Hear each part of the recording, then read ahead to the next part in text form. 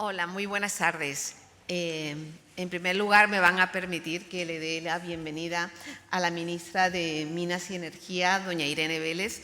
Es para nosotros un auténtico honor contar con su presencia en la Fundación Consejo España y Colombia. Nos acompañan en la mesa, ya la conoce bien porque tuvo ocasión de saludarla en Colombia, a nuestra presidenta de Redeia, la antigua red eléctrica, Beatriz Corredor. Y me va a permitir también que ya la he saludado, al director general del Instituto para la Diversificación y Ahorro de la Energía, IDAE, a John Groisar. También tengo que decir que la propia vicepresidenta de Gobierno, que está fuera de España en este momento, nos ha pedido que la disculpemos porque le hubiera encantado tener la oportunidad de recibirla y participar en este panel. Pero bueno, John está aquí representándola, así que John, muchas gracias y bienvenido.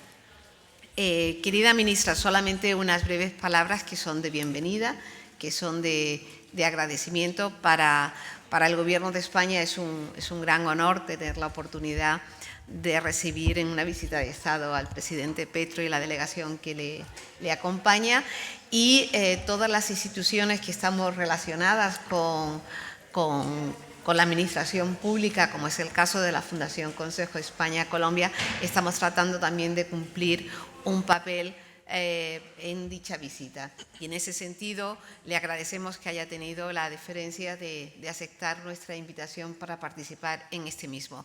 Le digo brevemente, aunque seguro que usted tiene ya información, la Fundación Consejo España-Colombia es una institución público-privada. Depende del Ministerio de Asuntos Exteriores, de hecho, donde tiene su sede, donde trabajan el secretario general, que está aquí, el embajador Carlos Abella, la directora general Berta, la subdirectora Vega. Es ahí donde tiene su sede, porque al final es un instrumento de diplomacia pública. Lo que se hace ha sido darle entrada a las empresas que tenemos presencia e intereses en Colombia para que podamos, por un lado, colaborar y, por otro lado, compartir un poco la situación en la cual estamos. Es un instrumento que para nosotros es muy útil, ahora le digo por la parte de las empresas, porque nos da la oportunidad de charlar, de comprender, de entender, y sobre todo, teniendo en cuenta que la Embajada de Colombia tenemos una relación permanente y muy estrecha, nos da la oportunidad de contar en las reuniones de la Fundación Consejo con distintas personalidades y autoridades que vienen de Colombia, con lo cual la idea de un acercamiento permanente entre los dos países está muy presente. El reconocimiento mutuo, el conocimiento mutuo y el intercambio creo que siempre nos ayuda a recomponer lazos, relaciones que realmente para nosotros es muy importante. La mayoría de las personas que usted ve aquí son personas que conocen muy bien su país, que conocen muy bien Colombia, y después en el almuerzo, aunque ahora tenemos un acto más formal, tendremos ocasión de intercambiar y de hablar con todas ellas. Pues ahora, sin más, por no tomar demasiado tiempo, me va a permitir que le dé la palabra al director general de IDAE, John Groisar, para que nos haga también una presentación en este acto de introducción. John. Pues muchísimas gracias, muy buenos días, presidenta de Redeia, ministra, compañeras y compañeros. En primer lugar, excusar, como ya ha indicado la presidenta, a la vicepresidenta tercera y ministra, que efectivamente se encuentra fuera de España y no le ha sido posible participar en esta sesión, que le hubiera encantado poder compartir reflexiones en el día de hoy.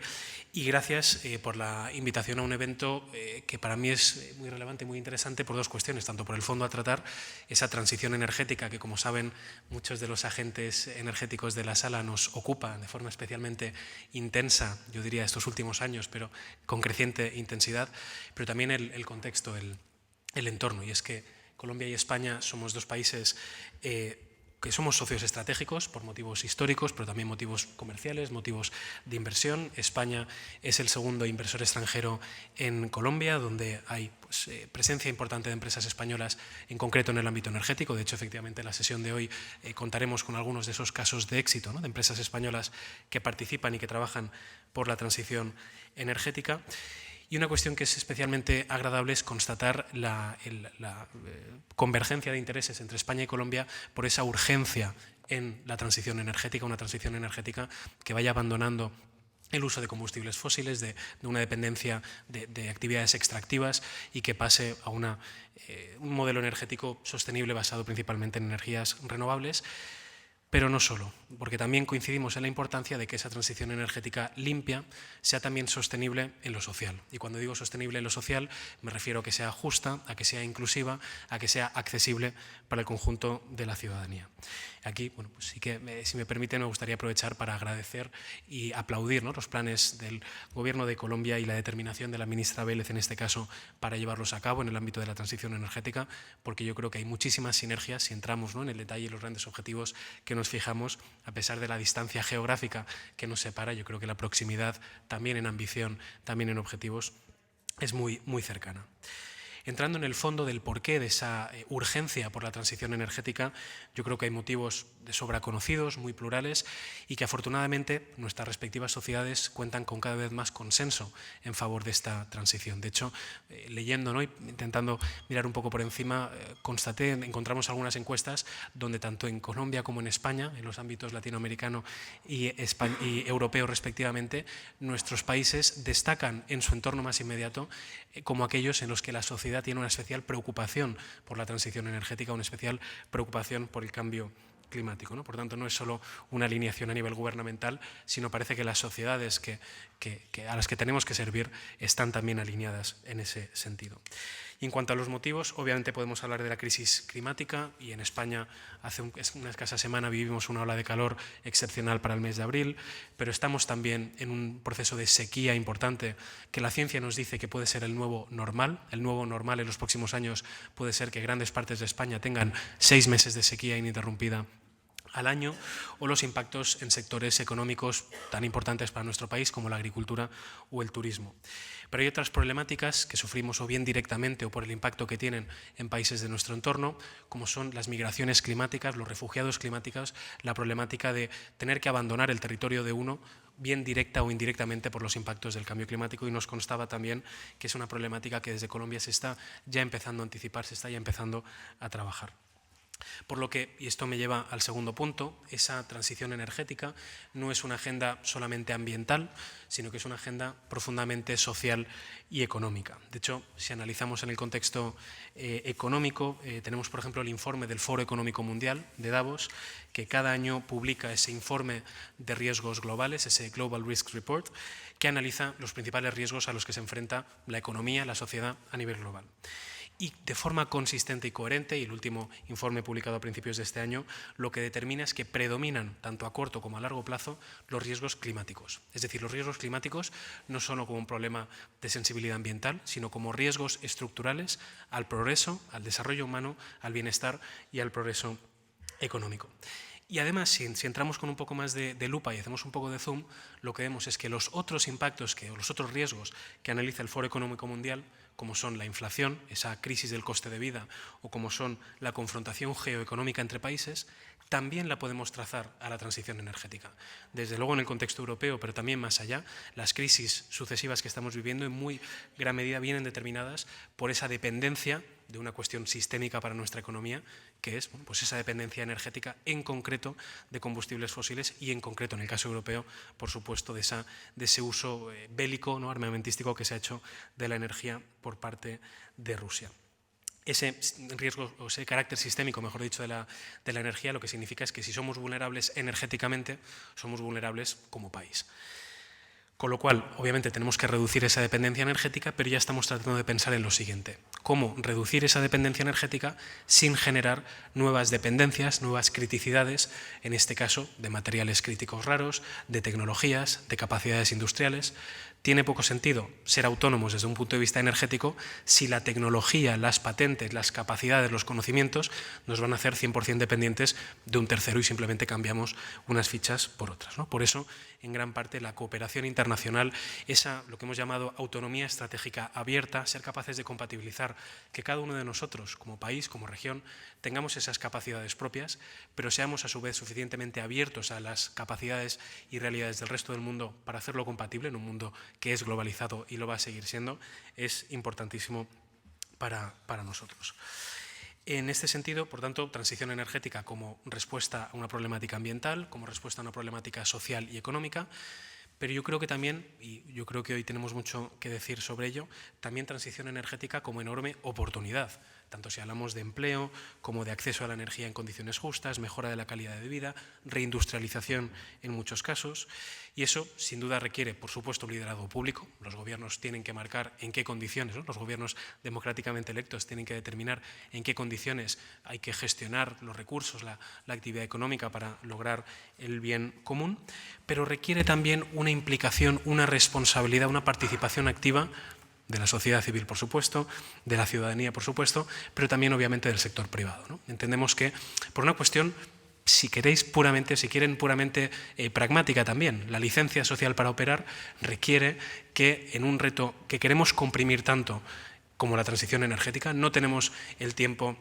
que se requirió en otras transformaciones anteriores. No tenemos ni siquiera el tiempo que requirió la revolución industrial. Tenemos escasos años, escasas décadas, si me permiten, para hacer una transformación total de nuestro sistema productivo. Las empresas, por supuesto, van a tener un papel enorme que jugar, pero van a tener que contar ya no con la tolerancia, ¿no?, o la aceptación por parte de la ciudadanía, sino una implicación activa, entendemos al menos, del conjunto de la sociedad. Y eso, como digo, requiere unas normas claras, un marco de parte de las administraciones públicas, pero una implicación también, una vocación, ¿no?, de las propias empresas de hacer partícipe a la sociedad de esos beneficios. Hemos empezado a avanzar y a trabajar en este marco. Un elemento que quería compartir y poner encima de la mesa es, por ejemplo, la política de transición justa que hemos venido llevando a cabo, ligada al cierre de las minas, primero de carbón, y luego de las centrales eléctricas de carbón. En escasos años prácticamente hemos eliminado la dependencia en España de la generación eléctrica de carbón, y para ello con una relativa, si me permiten, paz social en los entornos. ¿Y eso cómo se ha logrado? Pues con 15 convenios de transición justa que llevan detrás muchísimo trabajo a pie de territorio y con el territorio, más de 3.000 millones de euros de inversión pública y movilización de inversión privada asociada, la conclusión de lo cual es generación de más empleo en esas zonas, más empleo en tecnologías verdes, del empleo que se destruye en esas zonas por el cierre de las minas y el cierre de las centrales.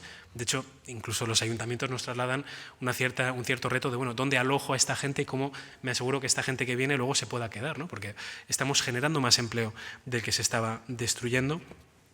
Un marco también de diálogo y participación con las empresas, un acuerdo tripartito entre administración pública, las empresas titulares de esas infraestructuras y la representación de los trabajadores, que permitía dar una cierta tranquilidad a todos de que estábamos en la misma mesa y trabajábamos juntos. Y también, si me lo permiten, una regulación que ha liderado en este caso una compañera, la directora del Instituto de Transición Justa, visionaria, yo creo, en el ámbito internacional en lo que es el concepto de transición justa y que lo ha podido aplicar en esta legislatura, Laura Martín, que es pues el aprovechamiento, en este caso, de un activo que existía en las zonas donde estaban las centrales eléctricas, en este caso, y además muy ligado a otra de las ponentes que nos acompaña aquí, la capacidad de conexión a la red eléctrica. La capacidad de la conexión a la red eléctrica que deja disponible esa central de generación, un sistema eléctrico que estaba preparado obviamente para llevar energía eléctrica de esas zonas donde había el recurso de carbón hasta donde la sociedad española lo necesitara. Ese activo, de alguna forma, aparece, aflora, y hay que tomar una decisión de qué hacer con él. La decisión que tomamos fue poner en valor ese recurso, que es un recurso valioso en el caso español, es un activo, ponerlo en valor para atraer inversión industrial y atraer inversión que redunde en beneficios sociales.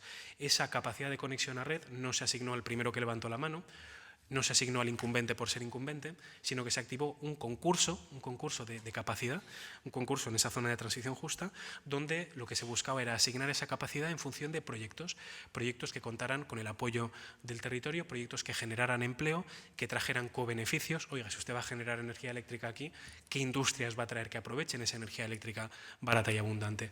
¿Cómo va a generar cadena de valor que tire, ¿no?, del que tire ese proyecto de generación? ¿Qué tipo de co-beneficios va a generar? Y todo eso ha sido un trabajo complejo. Innovar, y más en la administración, tiene sus retos, pero estamos razonablemente satisfechos de ese resultado y tenemos un proyecto que yo creo que es pues, realmente para compartir y para poner el foco en él, ¿no? La estrategia de transición justa es, como saben, solo uno de los elementos que forma parte de ese marco estratégico de energía y clima, pero sí que esa visión social, esa visión de co-beneficio siempre fue básica, ¿no?, de nuestro modelo de transición energética.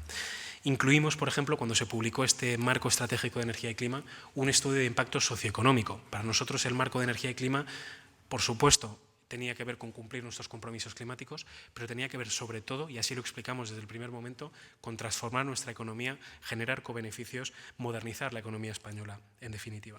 Y luego eso ha ido derivando en una serie de hojas de ruta sectoriales. Hablamos del almacenamiento, del hidrógeno renovable, del autoconsumo, de las renovables marinas. En definitiva, un marco que lo que ha permitido, además desde un punto de vista teórico, ¿no?, de organización de determinadas estrategias estatales, ha tenido efectos prácticos muy concretos. Por ejemplo, yo creo que el ámbito del hidrógeno renovable, que creo que también es de interés común entre los dos países, ha sido paradigmático. Pasamos de no tener prácticamente ningún proyecto serio, ¿no?, industrial de hidrógeno renovable en nuestro país, con una hoja de ruta del hidrógeno renovable que marca de alguna forma las condiciones de contorno, que habrá que actualizar, por supuesto, pero el hecho de marcar ese camino, lo que hemos visto es que ha generado cosas pues relativamente inauditas, ¿no? Pues algunas alianzas estratégicas intrasector e intersector, empresas que a priori son competidoras pero se sientan juntas para abordar ese reto de forma más rápida, o empresas que son cliente y proveedor pero que trabajan conjuntamente en este reto. O hemos visto pues, que la propia administración pública, con ese ejercicio pues, de planificación estratégica, ha sido capaz de ordenar sus recursos y bueno, pues, lanzar convocatorias de ayuda, lanzar instrumentos que han sido entendidos mucho más fácilmente por las empresas, precisamente porque ya existía ese marco, ¿no? De alguna forma, por poner en valor que un marco estratégico tiene aplicaciones y transformación en la realidad, más allá del ejercicio puramente teórico. Y todo ello son experiencias, algunas que son, entendemos que aciertos, otras que seguramente si hiciéramos ahora en retrospectiva haríamos de forma distinta por ese aprendizaje, ¿no? Entendemos que se aprende caminando. Son elementos que queremos poner al servicio de la cooperación mutua entre ambos países, a la vez que también escuchamos, aprendemos, dialogamos y entendemos esa experiencia, esas sensibilidades y ese progreso que también se lleva a cabo desde Colombia. Signo de esa voluntad de fortalecimiento de la cooperación entre ambos países, precisamente, y si no me equivoco, mañana mismo la ministra y la vicepresidenta Rivera tienen intención de firmar un memorando de entendimiento en el campo de la transición energética justa y la descarbonización del sector energético, que permita reforzar nuestra cooperación en los ámbitos de las energías renovables y vectores energéticos como el hidrógeno verde o el almacenamiento. Y una colaboración que también, si me lo permiten, se enmarca o es posible porque reconocemos en Colombia un actor que se está consolidando o se ha consolidado como líder también en la ambición climática, y en otra cuestión que para nosotros también es muy importante, que es esa apuesta por el multilateralismo. Parecía que veníamos de algunos años donde había un cierto riesgo de repliegue de las naciones en sí mismas, ¿no?, una especie de ruptura de esos espacios de encuentro a nivel internacional, pero somos plenamente conscientes, al menos desde el Gobierno de España, que nos enfrentamos a retos, a problemáticas del siglo XXI que son necesariamente globales y solo encontraremos respuestas estructurales, respuestas duraderas, si lo abordamos desde la perspectiva global. Una cita concreta que tendremos juntos muy próximamente será la próxima COP, la Conferencia de las Partes en Dubái, donde seguro que ambos gobiernos trabajaremos juntos para lograr unos resultados ambiciosos para hacer realidad ese Acuerdo de París. Por tanto, para cerrarlo, ¿no?, un marco de trabajo conjunto con vocación de continuidad en el tiempo para abordar retos comunes y globales, pero abordar también oportunidades para las sociedades colombiana y española, que estamos, como decía al principio, muy alineadas y a lo mejor más de lo que desde fuera pudiera parecer por la distancia geográfica. Muchísimas gracias y, ministra, encantado de tenerle por aquí. Muchas gracias, Joan. La verdad que ha sido una exposición muy intensa, muy interesante. Has tenido que ir muy rápido porque si no estaba a punto de cortarte. Y antes de darle la palabra a la presidenta de Redeia, quería solventar dos errores, espero que perdonables. Uno, el no haber citado al Ayuntamiento de Madrid, que además de ser miembros del patronato de esta fundación, es que hoy son nuestros anfitriones, nos han tenido la amabilidad de cedernos este espacio y además es un ayuntamiento al que yo me siento especialmente vinculada porque usted no lo sabe, pero fui concejala del Ayuntamiento de Madrid. Aquí justo Beatriz y yo fuimos concejalas ambas. Antes que ministras. Antes que ministras, sí. Y además yo pasé mi época de concejala aquí, no en el ayuntamiento actual, que está en el Palacio de Correos. Esta es la antigua casa consistorial y yo le tengo mucho cariño, pero quiero de verdad agradecer al ayuntamiento que haya tenido esta especial deferencia. Y el otro error, que espero también sea perdonable, no citar a Ana Esmeralda, que es la directora general de Diplomacia Económica del Ministerio de Asuntos Exteriores, que también ha tenido la amabilidad de desplazarse del Ministerio para estar aquí con nosotros, porque es la interlocutora habitual de todas las empresas españolas cuando tenemos que trabajar pues asuntos referentes a nuestra presencia en los diferentes países. Con lo cual, una vez solventado estos dos errores, insisto, espero que perdonable, ahora ya sí le doy la palabra a Beatriz Corredor, que es la presidenta de Redeia. Muchas gracias, Beatriz. A ti, Trini. Pues me estoy especialmente cómoda aquí hoy por algo que ha dicho también Trini, y es que yo fui concejal, tuve el honor de ser concejal de este Ayuntamiento de Madrid y compartir el escaño y compartir el despacho con un señor llamado Pedro Sánchez. Él era concejal de urbanismo, yo llevaba vivienda y hacíamos pues, política municipal desde la oposición en algo tan trascendente como bien conoce la ministra Vélez, Irene, si me permites, que es atender a cómo crecen las ciudades. Sé que también para Colombia, para Bogotá, es uno de los puntos absolutamente críticos, ¿no? Y ya de paso te mando para Claudia López un abrazo, ¿no? De hecho, Claudia López es la presidenta de honor del Grupo Energía de Bogotá, que es una sociedad a la que somos, como luego diré, socios en Brasil y por tanto siento muy próxima. Y también me siento muy próxima porque, querida Irene, hay más corredor en Colombia que en España, porque el origen del apellido Corredor está en Colombia. Entonces, pues evidentemente tengo que estar muy a gusto aquí.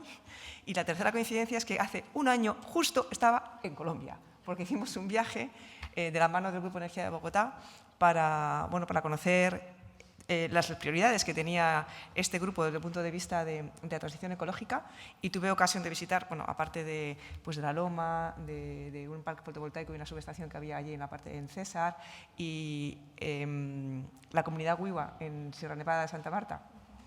Y precisamente esto de la comunidad Huiva tiene mucho que ver con lo que aprendimos del Grupo Energía de Bogotá, de cómo se hace una infraestructura tan impactante en el territorio contando con las comunidades locales y en el caso de Colombia con especial mención de las comunidades indígenas. Así que aprendimos muchísimo en aquella visita. Y además luego volví a Colombia en agosto, donde tuve ocasión ya de conocer a la ministra Vélez y tuvimos ocasión, gracias a su generosidad, acababa de tomar posesión y ahora sí sacó tiempo para poder dedicarle un rato largo a hablar con España, en este caso conmigo, sobre las cosas que tenemos en común en transición energética. Y son bastantes más, como decía Joan, de lo que puede parecer. Si nos vamos a algo tan propio europeo como es el Plan Nacional de Recuperación, Transformación y Resiliencia y vemos cuáles son las 4 ejes que este plan maneja, nos encontramos con la transformación digital, la transición ecológica, la cohesión social y territorial y la igualdad de género, que resuena, ¿a que sí, querida ministra?, de las prioridades que tiene Colombia en estos 4 ámbitos. Y, por tanto, es muchísimo más próximo, a pesar del cambio, de la diferencia de mix energético que hay entre nuestros países, la estrategia que estamos siguiendo para adaptarnos a los cambios tan absolutamente disruptivos que han ocurrido, primero con la pandemia y después con la guerra de Ucrania, que al final la guerra de Ucrania lo que ha impactado es, aparte de los mercados y las rutas comerciales internacionales, en el cambio de muchas de las materias primas que son relevantes y que Latinoamérica va a ser absolutamente crítica en estas nuevas materias primas, como los materiales derivados de toda la industria de la energía renovable, o en temas inflacionarios, o en la apuesta por la transición digital, la necesidad de formación e innovación, cómo se atiende a las generaciones jóvenes. En todos los países europeos y latinoamericanos hay un movimiento hacia los jóvenes reclamando algo que les prometimos, que era un bienestar si estudiaban y se formaban y que tenemos obligación de darles. una generación mucho más comprometida con la necesidad de ser sostenibles desde el punto de vista de dejar un mundo mejor del que nos encontramos, con la necesidad de que el crecimiento sea acompasado por un respeto medioambiental y social, y luego con algo que yo creo que también es común, que es la exigencia de la opinión pública hacia sus representantes. Es decir, tenemos la obligación de ser cada vez más ejemplares y darles una gobernanza basada en la transparencia y en la rendición de cuentas, ¿no? Y esto tiene mucho que ver con una cosa que también se ha citado aquí, que es la obligación de colaborar entre los Estados y las empresas. Cada vez más esta responsabilidad es compartida.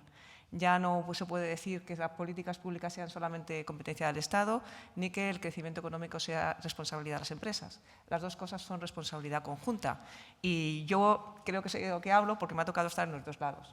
Yo he sido concejal, ministra, secretaria de Estado, y ahora ocupo la presidencia de una compañía que, aunque desde el punto de vista de su accionariado es privada, porque tiene el 80% del capital en bolsa y por tanto el 80% es free float, el 20% es estatal y tiene la obligación de servir algo como es las redes de energía eléctrica y troncal, neutral, de transporte y de telecomunicaciones desde el punto de vista del servicio público de interés general y la seguridad nacional.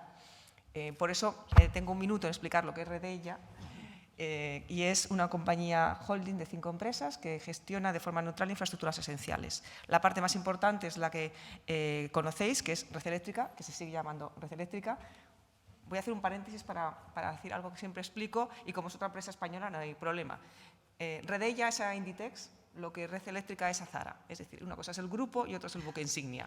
Redella es el grupo y Red Eléctrica es el buque insignia. Y se ocupa, como bien saben aquí los colegas del sector energético, de la operación y del transporte de energía. Y cuando digo operación y transporte me refiero al cerebro, que es nuestro centro de control, y a la columna vertebral, dejando el corazón para los generadores, dejando la distribución para las extremidades y dejando la comercialización para los dedos, que son los que llevan la energía al consumidor final. Por tanto, tenemos la obligación de sacar adelante la transformación energética desde el punto de vista del cambio de modelo hacia un mix mucho más distribuido, más renovable, y la transformación digital, porque dentro de este grupo tenemos Hispasat, que es la empresa española de satélites, que, como bien conoce también el Gobierno de Colombia, se está posicionando como un proveedor de servicios esenciales en zonas remotas. Gracias a la tecnología satelital se puede llegar a servir, tanto desde el punto de vista de telemedicina, teleeducación, servicios públicos esenciales, administración, aquellos lugares donde no llega la fibra óptica, que son muchos todavía en España y muchos todavía también en Latinoamérica. Tenemos una parte importante de fibra óptica oscura en España. Tenemos una parte de innovación que es crítica para todo lo que estamos hablando. No puede haber transformación ecológica si no hay una clara innovación y una apuesta por la inversión en innovación. Y tenemos Redinter, que es nuestra filial internacional. En esta filial internacional estamos posicionados hace muchos años en Perú, hace un poquito menos años en Chile y más recientemente en Brasil, de la mano del Grupo Energía de Bogotá. Socios estratégicos absolutamente, y que además tenemos los mismos criterios y el mismo propósito, que es hacer nuestro trabajo de forma sostenible, implicando no solamente el respeto medioambiental, sino, como decía bien Joan, el respeto social. Somos muy conscientes de que para que las comunidades en las que impactamos puedan entender y puedan incorporarse a las infraestructuras que queremos para crecer económicamente y para mejorar la integración de renovables, tenemos que lograr la aceptación de estas comunidades, y la única forma de hacerlo es hablando con ellas primero. Es decir, no diseñar la infraestructura y después ir a explicársela, sino ir primero a escucharlos y después diseñar la infraestructura. Y en eso se puede aprender muchísimo de un país como Colombia, porque si nuestra geografía es complicada, la de Colombia no quiero contar cómo es de complicada, y si son capaces de hacerlo integrando a las comunidades locales en la toma de decisiones y en la mejor forma de que estas infraestructuras redunden en una mejora de la vida de las comunidades, mucho mejor. Nuestro posicionamiento es cerrar brechas. Y estas cerrar brechas, cuando tenemos una compañía que se encarga de algo tan trascendental como he dicho, se puede aplicar a muchas brechas. Para empezar, la brecha socioterritorial, es decir, económico-territorial, donde podemos hacer que la despoblación, la España que se llama despoblada, las comunidades rurales, las comunidades remotas, tengan los mismos servicios públicos que tenemos las comunidades urbanas. La brecha digital, la brecha de género, la brecha intergeneracional. Cerrar brechas se puede si enfocas tu actividad hacia la licencia social para operar. Y esto tiene que ser compatible con una rentabilidad económica, puesto pues, para eso somos empresas que además estamos cotizadas. Por tanto, la actividad de una empresa como Redella en el ámbito de Latinoamérica y en el ámbito europeo es absolutamente crítica. Somos muy conscientes de la responsabilidad que tenemos y por eso nos sentimos muy a gusto cuando sentimos que podemos aportar experiencia y que podemos importar experiencia de países que tienen una problemática parecida, aunque partan de un mix energético distinto y en algunos casos, por ejemplo, diríamos que envidiable, aunque evidentemente todo tiene sus sombras, pero por ejemplo para un operador del sistema la energía hidroeléctrica de bombeo es absolutamente fundamental porque permite almacenar energía en forma de agua en un depósito superior y eso hace que sea mucho más eficiente y más económico. Nosotros no tenemos tanta hidroeléctrica, pero vosotros en la hidroeléctrica tenéis otros condicionantes. Y por tanto el reto es global y las soluciones tienen que ser globales y, como antes decía, desde el ámbito público y privado tenemos la obligación de entendernos. A mí me parece un drama todavía que haya una parte del sector privado que mira al sector público con una cierta reticencia, una cierta resistencia a pensar que se puede ser eficiente en el sector público y una parte del sector público que mira a la empresa privada como algo que solamente está para garantizar un beneficio económico. Creo que ya desde todas partes del mundo y desde incluso la propia sede del capitalismo se ha visto claramente que lo que de aquí en adelante estamos obligados a hacer unos y otros, Estado y empresa, es un capitalismo ético, es decir, ser capaces de generar valor para todos y no solo para el accionista. La cuenta de resultados obviamente es tozuda, hace falta que una cuenta de resultados sea eficiente, pero también hace falta que esa eficiencia redunde en un bienestar medioambiental y en un bienestar social de las comunidades. Y no hay rentabilidad económica sin rentabilidad social. Eso es la ESG, esas son las exigencias de sostenibilidad que se nos imponen también desde el mercado y por eso es tan relevante que seamos capaces de conducir la inversión de la empresa privada y pública de forma conjunta hacia donde es evidente que es trascendental y es que seamos capaces de reindustrializar desde el punto de vista de la economía verde, que seamos capaces de poner esos fondos en aquellos vectores que van a mejorar la economía y la sociedad, como contaba Joan, el hidrógeno verde, el almacenamiento, la eficiencia energética, el autoconsumo, las energías renovables alternativas, la energía del mar, las redes de interconexión que hacen que sean los sistemas más eficientes y que sean más seguros desde el punto de vista de la calidad del suministro y más eficientes desde el punto de vista del coste para el contribuyente y para el consumidor, que cuanto más grande sea un sistema, mejor interconectado esté y mejor operado, más eficiente sea para el consumidor, como hemos comentado también. Europa es el sistema interconectado mayor que hay en el mundo ahora mismo y creo que está demostrado que se pueden integrar sistemas muy distintos, con tecnologías muy distintas, con mix energéticos muy divergentes y, sin embargo, ser capaces de construir un sistema que a día de hoy en Europa llega desde Lisboa hasta Kiev, incluyendo Moldavia, y, sin embargo, funciona con absoluta estabilidad, porque no vemos los fallos que ocurren porque está preparado para poder remediarlos de forma prácticamente instantánea. Se puede hacer, y yo sé que para el presidente Petro está liderando el movimiento de la interconexión de países latinoamericanos porque es lo más eficiente para el consumidor y lo más seguro también para los países. Y hay un último riesgo que yo no quisiera dejar de citar, que tiene que ver con la transformación digital, que son los riesgos de ciberseguridad. Todas las infraestructuras de las que estamos hablando, las infraestructuras energéticas y las infraestructuras digitales son críticas para la seguridad nacional y también para la privacidad de los ciudadanos. Y en eso también es otro reto que tenemos que poner en común y ser capaces, por tanto, de proteger lo más preciado, que son las infraestructuras de seguridad nacional, y lo más preciado, que son la intimidad de las personas para que puedan seguir siendo ciudadanos libres. Porque la interferencia cibernética en las democracias es un peligro global que también tenemos que afrontar desde esta colaboración de las empresas y los Estados. Yo me paro aquí, creo que es bastante amplio el punto de debate y una vez más, Irene, gracias. Espero que vuelvas a venir por España, yo espero volver pronto a Colombia y ojalá sea muy fructífera esta Memorandum of Understanding que vais a firmar con Teresa Rivera, de la que yo prácticamente veo dos personas muy parecidas. Irene, que es valiente, que está afrontando una transformación en su país absolutamente crítica, con evidentemente resistencias, igual que está haciendo aquí Teresa Rivera, y sois, la verdad, mujeres admirables y sé que os lleváis bien porque tenéis muchísimo en común. Así que gracias, Irene. Muchísimas gracias, Beatriz. Muy interesante la perspectiva que has dado. Como decía, una fundación público-privada tiene que tener las dos perspectivas muy presentes. Y ahora, para terminar esta primera parte del acto, quisiera darle la palabra a la ministra de Industria, querida ministra. Perdón, la ministra de Minas y Energía, perdóneme. Querida ministra, tiene usted la palabra. Buenos días, tardes, ¿en qué estamos? Estoy toda…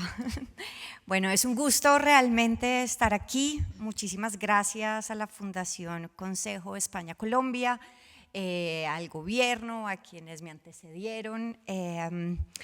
Creo que lo que me hace sentir más a gusto también es compartir la conciencia de que estamos en un punto de inflexión. Ese punto de inflexión en la historia global lo es también para las políticas nacionales. Entonces, hoy estamos recogiendo de alguna manera en Colombia unos esfuerzos que se vienen haciendo desde una ley de energías renovables que fue en el 2014, una ley de transición energética que fue en 2021 y hoy una voluntad política de acelerar la transición energética para poder cumplir con los acuerdos de París, pero también para podernos preparar como Estado, como gobierno, a un cambio en la economía global que vemos descarbonizándose y que para el sur global tiene unos desafíos muy particulares. Entonces, comparto, digamos, los principios de que estamos en un nuevo multilateralismo y en ese contexto las relaciones políticas que tengamos entre los dos gobiernos van a ser muy importantes porque nos permiten generar identidades, generar alianzas y generar colaboración también desde la perspectiva de la construcción de política pública más incluyente, más sustentable. Hoy quiero compartir con ustedes un poco en qué estamos en el gobierno. Llevamos 9 meses desde la posesión del presidente Gustavo Petro y la vicepresidenta Francia Márquez. Ha sido un tiempo vertiginoso porque nos hemos propuesto por primera vez hacer unos cambios que tienen que ver con hacer más progresista la política nacional. Justamente entre hoy y mañana estamos cerrando el Plan Nacional de Desarrollo que tiene como eje central la paz total con 3 pilares que son la justicia ambiental, la justicia social y la justicia económica y eso por supuesto implica unos cambios profundos en la manera de ser gobierno y de hacer gobierno.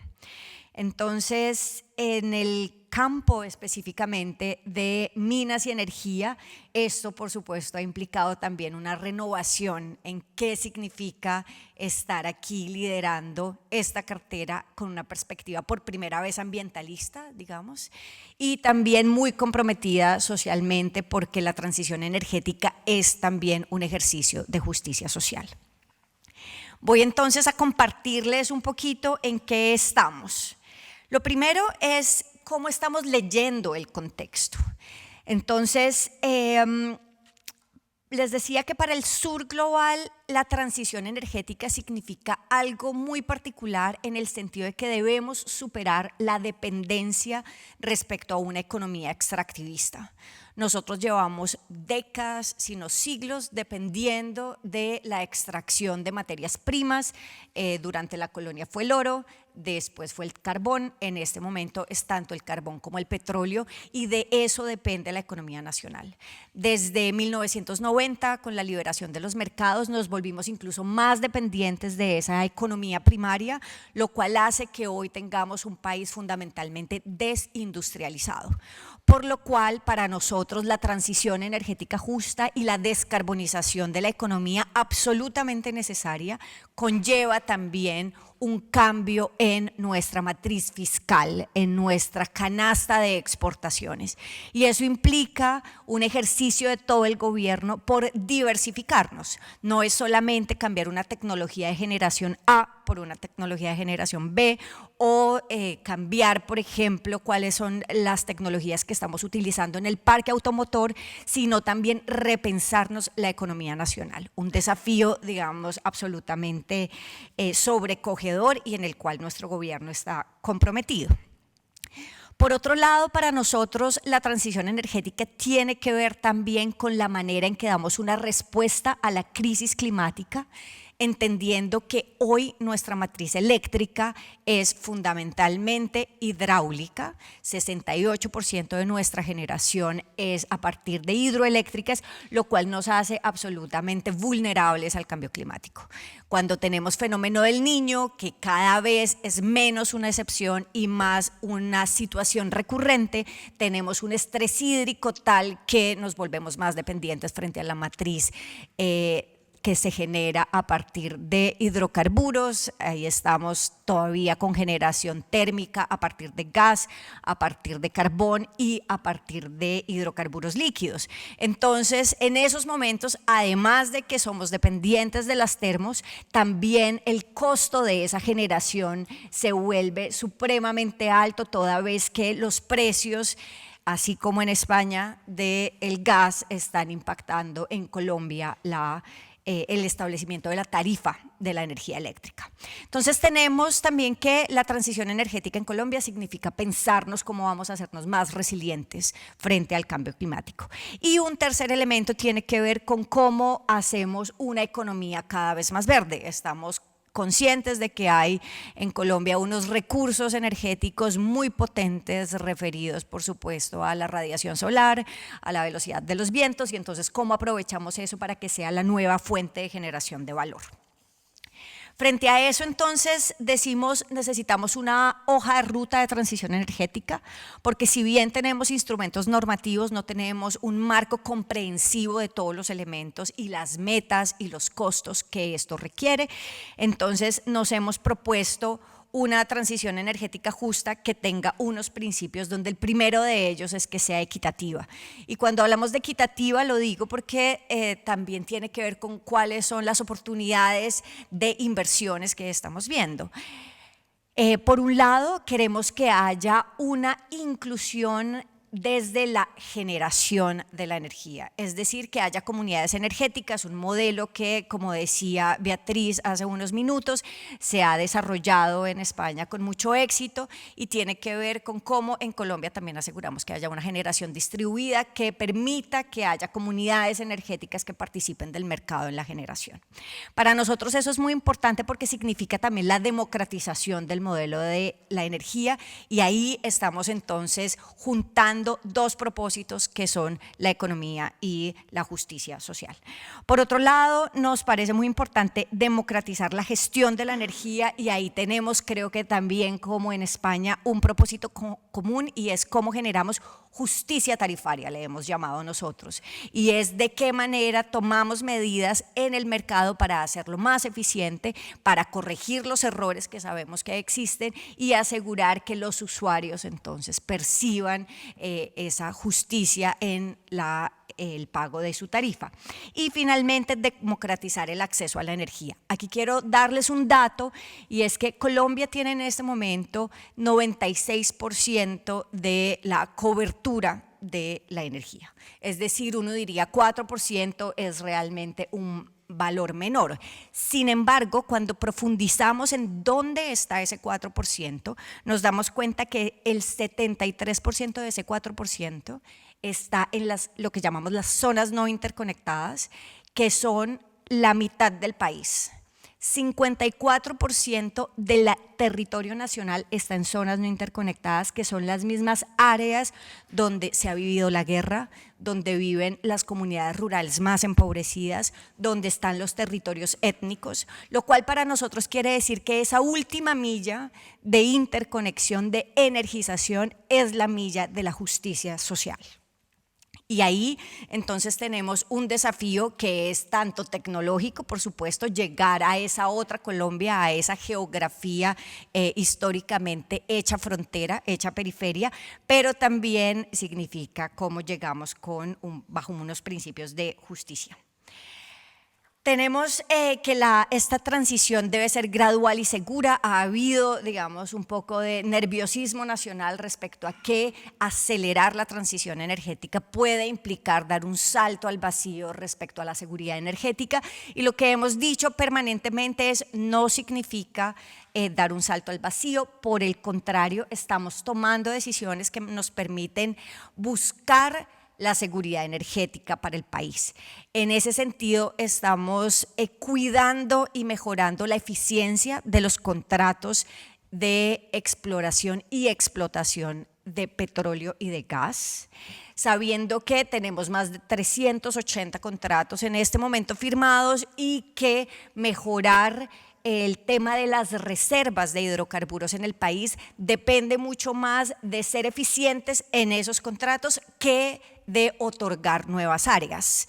Entonces, la gran pelea que estamos dando en este momento es cómo nos volvemos eficientes con lo que tenemos. Y para eso estamos haciendo un acompañamiento riguroso por parte del Ministerio de Minas y Energía, nuestras entidades adscritas, particularmente la Agencia de Hidrocarburos, pero también el sector ambiental, para que estos contratos tengan entonces un debido proceso, un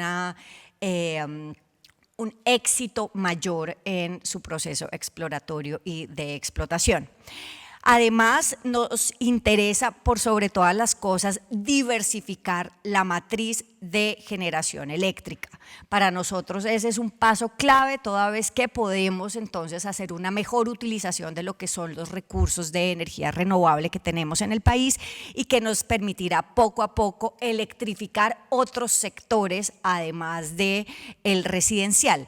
Estamos entonces muy interesados en la movilidad sustentable, que realmente es una nueva apuesta en Colombia, toda vez que es hasta el momento un desarrollo marginal, y poco a poco, por supuesto, lograr que se electrifique la industria. Ese, como ustedes conocen, es tal vez el paso más difícil, sobre todo en industrias como la siderúrgica, que puede ser muy intensiva en energía y donde necesitamos unos energéticos de una eficiencia mayor. Hemos hecho un ejercicio claro de participación para la construcción de esta transición energética justa, y desde noviembre del año pasado hemos hecho más de 20 talleres con distintas comunidades, hemos logrado entrar en interlocución con más de 2.000 personas, hablando específicamente sobre transición energética, porque somos muy conscientes de que se necesita un consenso social, y ese consenso social pasa por supuesto, unas relaciones empresariales, pero también con el entendimiento por parte de las comunidades, de los sindicatos, de las comunidades académicas, de manera tal que todos estemos, digamos, en un mismo nivel de comprensión. Con este proceso de participación queremos llegar a junio con una definición de metas, que es la primera entrega de la hoja de ruta, y un diagnóstico de cómo estamos, sobre todo mirando las diferencias territoriales. Colombia es un país de regiones y eso hay que reconocerlo. No pasa lo mismo en Bogotá que lo que pasa en La Guajira, que lo que pasa en la Amazonas. Y eso debemos también poderlo incorporar en nuestras metas y en nuestra estrategia de transición energética justa, y por eso nos estamos dando, digamos, a la tarea de regionalizarnos desde los diálogos y desde la construcción de la hoja de ruta. Y así vamos a ir definiendo unos hitos posteriores, regulatorios, por ejemplo, y es qué es exactamente lo que tenemos que mejorar y desafiar en la UPME, en la CRE, quienes estén familiarizados, digamos, con nuestra institucionalidad en el sector. Y finalmente, por supuesto, el tema de inversiones y transición fiscal, que es, como les decía, uno de los grandes desafíos para el país. Esto incluye la creación de un instituto de transición energética justa, que es uno de los proyectos, digamos, de mediano plazo que hemos propuesto desde el Gobierno del Cambio, y articularnos a temas de cualificación. Ahí estamos pensando que las universidades y el SENA, que es una de nuestras instituciones de educación técnica y tecnológica, van a jugar un papel prioritario. Les decía anteriormente que la transformación de la matriz eléctrica es clave, y este es cómo estamos proyectando esa transformación. Estas son proyecciones de la UPME, donde vemos que en este momento nuestra matriz, nuestra capacidad instalada es fundamentalmente hidráulica, pero nuestra meta es transitar a una capacidad mucho mayor en generación solar y en generación eólica.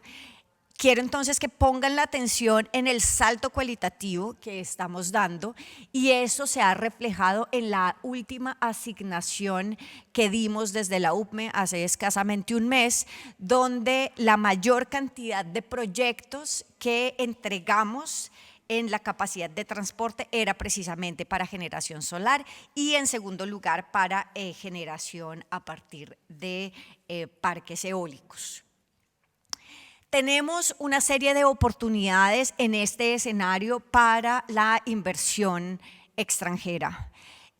Aquí hemos hecho un ejercicio de mapeo de al menos 100 proyectos que ya están en una etapa de prefactibilidad, y ustedes pueden ver que están en todo el país y que responden a distintos tipos de desarrollos energéticos. Por lo menos 20 de ellos están relacionados con temas de generación a partir de fuentes renovables no convencionales, mientras 90 de ellos relacionados con la ampliación de cobertura en las zonas no interconectadas. Como les decía, nuestro mayor desafío en términos de inclusión están en esas zonas no interconectadas, y de hecho hace pocas semanas estuvimos hablando con BBVA en Colombia, muy interesados en apoyarnos para pensar estos esquemas de financiación que se necesitan para potenciar esa última milla en la energización a partir de, por supuesto, energías renovables. Y lo otro que nos interesa mucho en este momento es la generación eólica costa afuera. Nos hemos propuesto que en agosto de este año vamos a sacar los pliegos para el primer proceso competitivo en Colombia y en América Latina para instalación de parques eólicos costa afuera. Nosotros hemos hecho ya una hoja de ruta, como les contaba previamente, a partir de la ley 2099. Ese fue uno de los lineamientos que quedó establecido, la hoja de ruta para el desarrollo de la generación costa afuera, y ahí se identificaron 13 áreas en toda la costa caribe colombiana. De esas 13 áreas hemos decidido comenzar con una de ellas, que es la que está cerca a Barranquilla, y en esa área estamos identificando que podemos otorgar subáreas que estarían más o menos en la capacidad de generar entre 4 y 6 proyectos, parques eólicos que estaríamos entregando en el segundo semestre de este año a través de un proceso competitivo que va a estar abierto al público. Lo otro que tal vez ustedes conocen y que ahorita Joao explicaba en términos de la agenda que compartimos es el desarrollo de hidrógeno y particularmente hidrógeno verde. Aunque en Colombia hemos comenzado a hacer una exploración a través de Ecopetrol de hidrógeno blanco, y también hay alguna idea de que podemos tener buenas capacidades para generar hidrógeno azul, sobre todo en aquellas infraestructuras de explotación de hidrocarburos que podrían hacer fácilmente la captura de carbono. Hoy estamos puestos en el hidrógeno verde porque sabemos que es el energético que podemos, en el cual podemos ser muy competitivos, y específicamente en conexión con el desarrollo de parques eólicos en el offshore. Tenemos 50 gigas más o menos de potencialidad de desarrollo en el sector de Guajira y Atlántico, digamos en esa costa. Tenemos ahí también una infraestructura portuaria que puede ser muy interesante para las exportaciones, pero también ahí hay la refinería de Cartagena, que puede ser ella misma, digamos, un consumidor, y hay toda una industria que se está desarrollando en este sector que puede ser el principal consumidor de lo que iniciemos produciendo en términos de hidrógeno. Este gobierno entonces se ha propuesto, por un lado, junto con la Unión Europea y con la Cámara de Hidrógeno en Colombia, hacer unos primeros líneas de inversión para proyectos de hidrógeno en Colombia. Estamos trabajando también con otros países de América Latina, particularmente Chile, Uruguay y Panamá, para la creación de una certificación de hidrógeno verde, y también a nivel de desarrollo académico estamos en este momento sacando una primera publicación de lo que pudiera ser las prospectivas de hidrógeno en Colombia. Y por otro lado, tenemos también un potencial tal vez un poco oculto, pero bastante obvio, sabiendo que tenemos 3 cordilleras, toda vez que los Andes se divide en Colombia en 3 cordilleras, un potencial en geotermia muy relevante que ha sido ya caracterizado por el Servicio Geológico Colombiano y que también nos interesa comenzar a explorar de una manera más eficiente. Con esto entonces lo que quiero decirles es que es un momento muy propicio para pensar en Colombia como un destino de inversión. Estamos desde el Gobierno Nacional muy interesados en acompañar a los inversionistas que quieran pensarse en Colombia como ese destino y esto pues lo que nos hace es pensarnos en Colombia como potencia mundial de la vida y potencia mundial de la energía verde. Muchas gracias.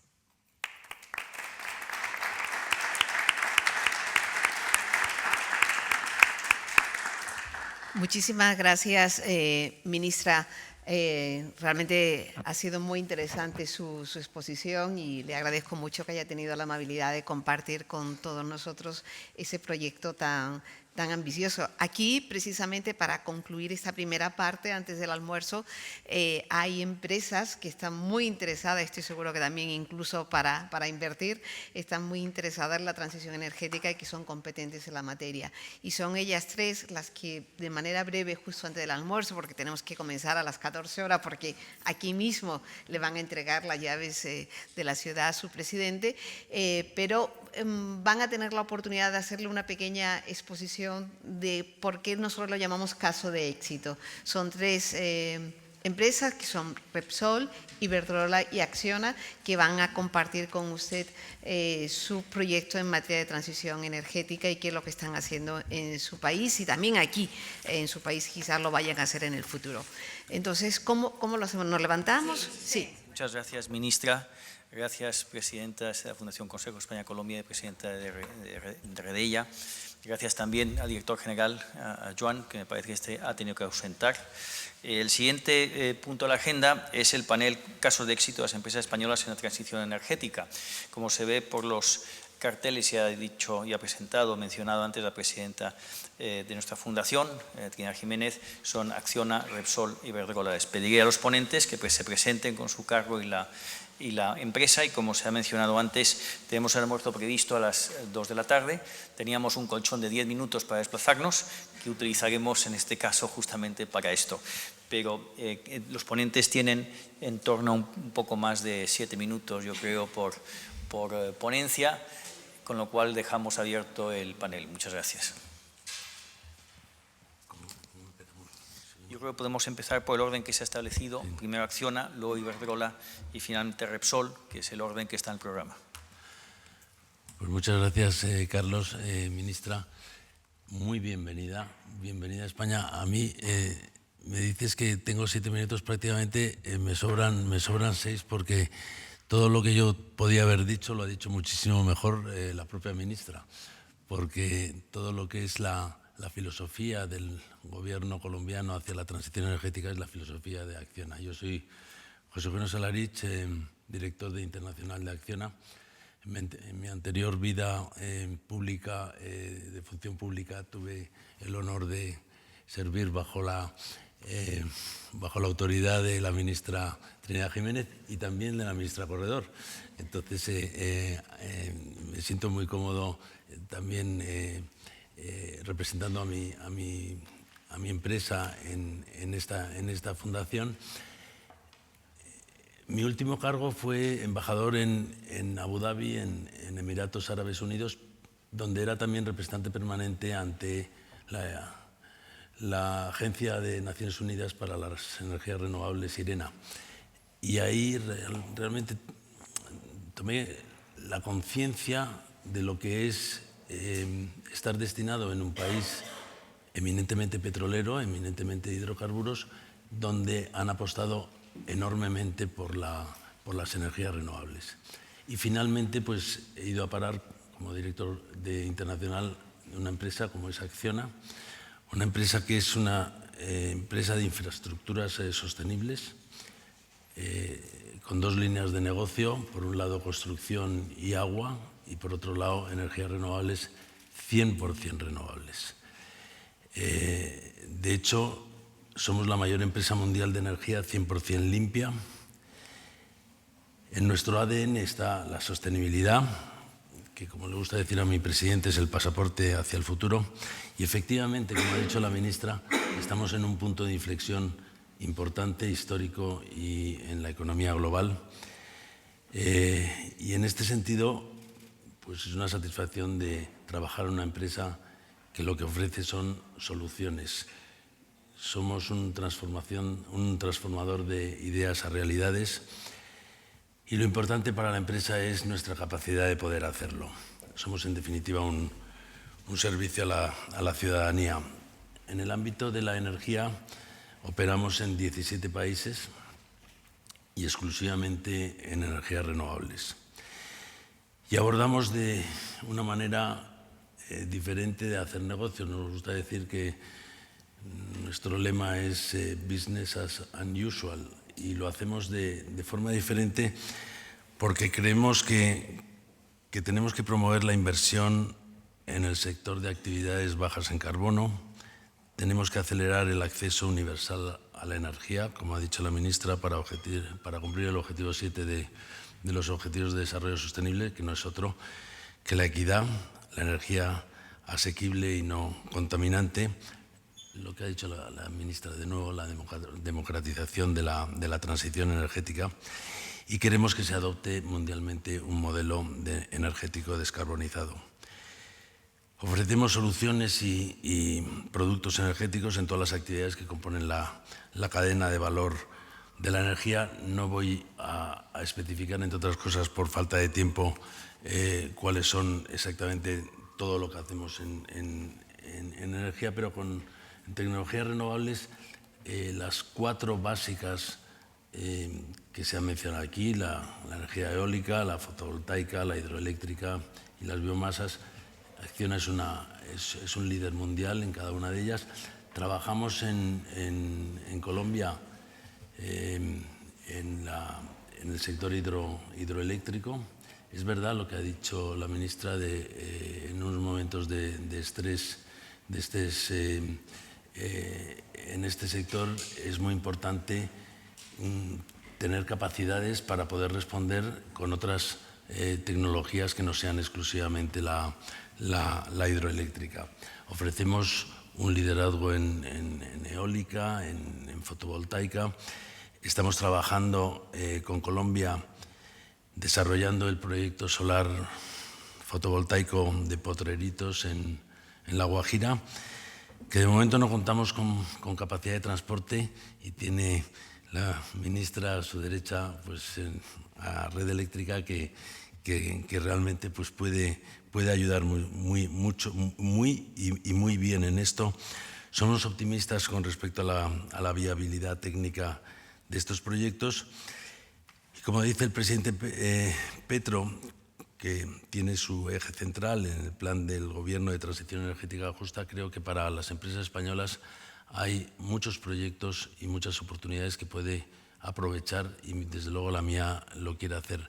Se ha mencionado aquí la COP, la conferencia de las partes del Acuerdo de París en Dubái, que es la próxima reunión. Y previamente, en julio, hay una cumbre muy importante entre la Unión Europea y CELAC, donde se le va a dar una enorme importancia a los proyectos precisamente de transición energética y de transformación digital. Ahí nos van a encontrar y desde luego ofrecemos también la colaboración multilateral en este sentido. Yo me voy a parar aquí, tenía muchísimas más cosas que decir, pero no quiero que me regañen y cedo ahora yo creo que la palabra a mi compañero también de profesión, José Manuel Rodríguez de Iberdrola. Muchas gracias José Eseño, muchas gracias a ti, muchas gracias a la Fundación Consejo y sobre todo muchas gracias, ministra, por haber querido contar con nuestra experiencia. No sé si un caso de éxito, pero desde luego un caso de intenso trabajo desde hace ya más de 20 años, inspirados pues, por retomar unas palabras que ha empleado pues, y que también ha resaltado Beatriz Corredor. guiados por la idea de que competitividad y descarbonización no son incompatibles, sino todo lo contrario. Coincido en gran medida con lo dicho por José Eugenio y antes por Joan en cuanto al diagnóstico, ¿no? Dónde estamos en la transición energética, ¿no? Y no es, el diagnóstico no es especialmente favorable en estos momentos porque vamos con retraso para cumplir nuestros objetivos climáticos. Pero no solamente para cumplir nuestros objetivos climáticos, que evidentemente debe ser nuestro primer objetivo, y ahí la vía es clara. Muchas veces se nos habla de la dificultad de alcanzar los objetivos climáticos, de las dudas sobre la transición energética, qué tecnologías funcionan. Parece un poco que estamos dando la sensación de que los gobiernos tienen que llevar a cabo una apuesta arriesgada y que el que apueste mal o que apueste a la tecnología que no es, va a desarrollar políticas públicas ineficaces. No creo que esa sea la realidad. Y en Iberdrola no creemos que esa sea la realidad, ni tampoco lo creen el Foro Económico Mundial, ni la Comisión Europea, ni tantas otras instituciones, ni desde luego el Gobierno de Colombia, como acaba de exponer la ministra. La vía clara es la electrificación con renovables. Esa es la vía para alcanzar nuestros objetivos climáticos, pero no solo nuestros objetivos climáticos, porque lamentablemente no solo tenemos un objetivo, una crisis que atender, sino varias. Primero la climática, pero segundo también la de ofrecer precios asequibles a nuestros consumidores, que se debe estar dentro de las preocupaciones y que también es compatible con la descarbonización. En tercer lugar, ofrecer a nuestra industria nuevas oportunidades. Como empresas eléctricas, como Acciona, como Repsol, tenemos detrás una cadena de valor que debemos cuidar. Son 20.000 millones en el caso de Iberdrola, 20.000 millones en compras anuales, es decir, que hay una cadena de valor detrás de nosotros que es especialmente sensible a nuestra actividad. Y finalmente, y coincido también con la ministra, tenemos que tener en cuenta una necesidad de aumentar nuestra autonomía estratégica, nuestra independencia energética, en el mejor de los sentidos, por mejorar nuestras balanzas comerciales, pero también por cuestiones de defensa de nuestra soberanía, como no puede ser de otra manera. Esos 4 objetivos son perfectamente alcanzables a la vez. De hecho, deben ser alcanzables a la vez, no se pueden trocear. Y en este contexto, creo que Iberoamérica y Colombia en particular están en una situación inmejorable para aprovechar las oportunidades que nos ofrece la transición energética, que nos ofrece desafíos, pero también grandes oportunidades. No voy a entrar más en el mix energético iberoamericano ni en el colombiano, pero a muchos países europeos, a muchos países de la Unión Europea en particular, nos gustaría tener un mix tan limpio y tan descarbonizado como muchos de los países de Latinoamérica y en particular Colombia. Y ese debe ser nuestro primer objetivo, ¿no? Llegar a ese mix energético más limpio. Y de nuevo, mucho tiene que decir a ese respecto Iberoamérica.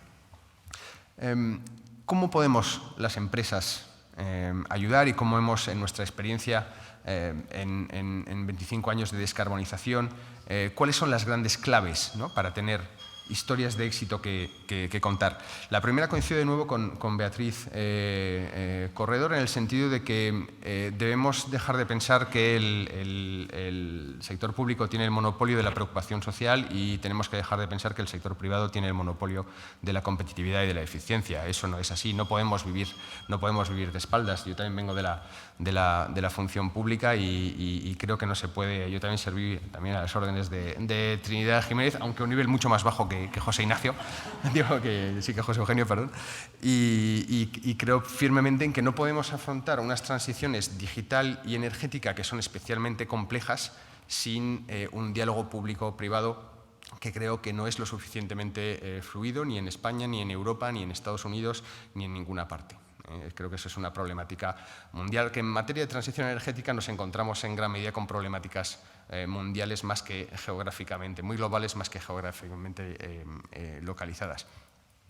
En Iberdrola, concretamente, hace 25 años, como suele decir mi presidente, nos tomamos en serio el protocolo de Kioto y lanzamos un gran plan de descarbonización que nos ha llevado, pues, en 25 años no solamente a transformar una empresa tradicional española, una eléctrica tradicional española, en la segunda eléctrica del mundo por capitalización bursátil, la primera europea, sino que a la vez hemos alcanzado pues, el liderazgo en grandes tecnologías renovables como la eólica marina o la solar, con 40 gigavatios instalados ya en este momento y planes de crecimiento, no solamente en instalación, sino también en redes, con más de 100 millones de clientes, que también serán uno de los elementos clave de la descarbonización. A medida que se ha desarrollado ese plan de negocio de competitividad / descarbonización, se han tenido en cuenta se han tenido como pilares otras dos ideas. Primero, de nuevo, descarbonización no es contraria a competitividad. En este proceso de 25 años hemos reducido nuestras emisiones de CO2 a una cuarta parte de las de nuestros pares en Europa, es decir, una diferencia muy drástica. Y por otra parte, hemos intentado cuidar mucho el impacto social de nuestras políticas con grandes programas de apoyo a consumidores vulnerables aquí en Europa, pero también en Iberoamérica, en Brasil y México, que es donde estamos fundamentalmente implantados en Iberoamérica. Y ahí creo que como grandes empresas tenemos un deber no solamente de exigir políticas públicas adecuadas, que por supuesto, sino también de nosotros ofrecer motu propio una componente social a nuestra actividad. Políticas públicas. Nosotros, ¿qué pedimos en el desarrollo de nuestra actividad para facilitar el desarrollo de nuestra actividad? Pues son 3 puntos fundamentalmente. El primero, la estabilidad regulatoria, en un contexto en el que hay una competición internacional por atraer inversiones en renovables. Está claro que los reguladores más estables son los que permitirán atraer más inversiones, en el sentido de que en una actividad como esta, en la que la primera inversión es especialmente importante y el compromiso es a muy largo plazo, esa estabilidad es clave para la rentabilidad de los proyectos. En segundo lugar, los permisos, y de nuevo, al igual que la estabilidad regulatoria, es una problemática mundial. Los permisos son esenciales. Debemos encontrar la manera de acelerar esos permisos que nos pueden, en ocasiones, retrasar un proyecto 5, 6, 7 años, cuando la construcción de una planta pueden ser 2 o 1. Y tenemos que buscar soluciones imaginativas para que esa aceleración mantenga a la vez los criterios y los estándares medioambientales, como no puede ser de otra manera. Y por último, la fiscalidad. La fiscalidad es un elemento esencial, en el sentido de que debemos aplicar el principio quien contamina paga para favorecer a las energías menos contaminantes y, por otra parte, promover no ya las renovables, que ya son competitivas, pero sí aquellas nuevas tecnologías que necesitan apoyo público para llegar a madurez, como por ejemplo el hidrógeno verde, que creemos que también es una gran oportunidad para Colombia, para España, para el mundo en general, para todos aquellos usos que no se puedan electrificar. El hidrógeno verde, como el transporte marítimo, el transporte aéreo, la industria siderúrgica. El hidrógeno verde tiene un gran papel que jugar. Esos serían los tres pilares, creemos, de unas políticas públicas acertadas y que desde luego nosotros estaremos encantados de acompañar. Muchas gracias. Muy bien, pues muchas gracias por la invitación. Es un honor para mí, desde luego, estar aquí representando a Repsol, que es una compañía que está presente en Colombia con activos y con personas.